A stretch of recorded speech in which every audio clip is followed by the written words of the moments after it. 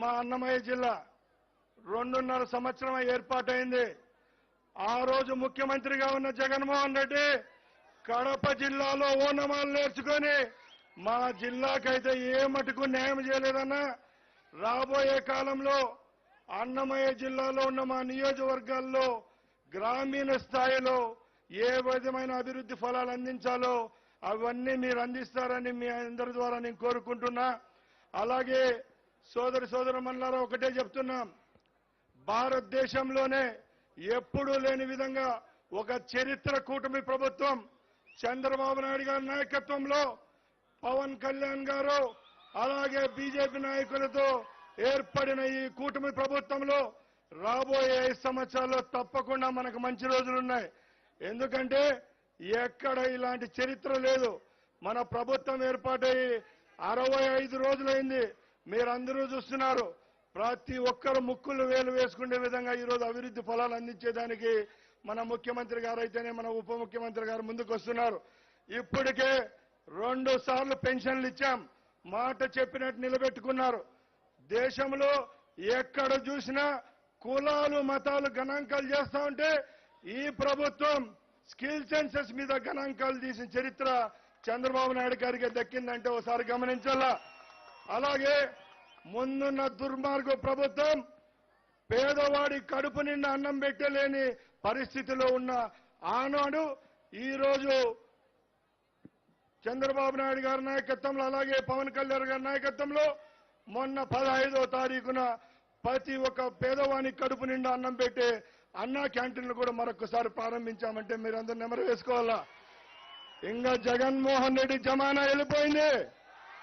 నేను ఒకటే అడుగుతున్నా, ఇదే జిల్లా నుంచి ఎంపీగా గెలిచిన మిథున్ రెడ్డి గారు ఈ సభకు ఎందుకు రాలేదో నేను అడుగుతున్నా.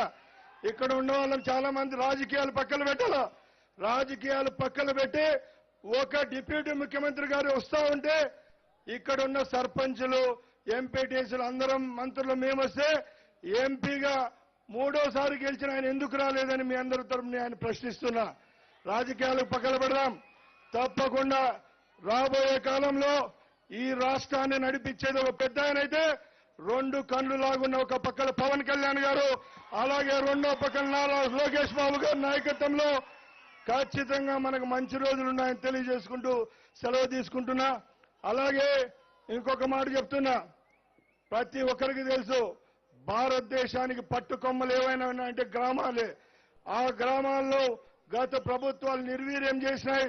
తప్పకుండా రాబోయే 5 సంవత్సరాల్లో పవన్ కళ్యాణ్ గారి నాయకత్వంలో తప్పకుండా మన గ్రామాలకు మంచి జరుగుతుందని ఆశాభావం వ్యక్తం చేస్తూ ఆయన సంతోషంగా సుఖంగా ఉండాలని మనందరి తరపున కోరుకుంటూ సెలవు తీసుకుంటున్నా.